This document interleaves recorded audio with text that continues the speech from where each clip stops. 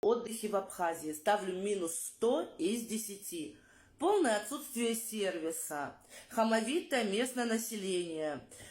Если вы на пляже или идете из пляжа, за вами вслед бегут люди, кричат вам оскорбления, кидаются на вас, местные так себя ведут.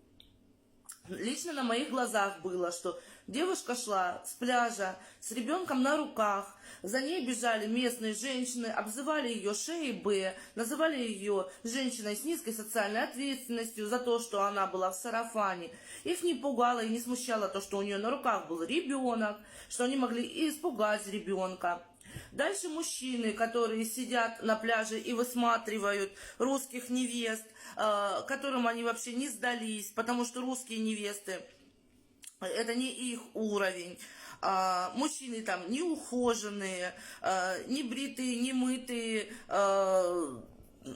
Это минус 100 из 10. Тараканы, полное отсутствие сервиса. Никому не советую туда ехать. Также прикрепляю вот здесь скриншот о том, что сам ТикТок признает, что абхазское население устроило травлю моего аккаунта. Также они эту травлю ведут по отношению ко всем туристам на своей территории.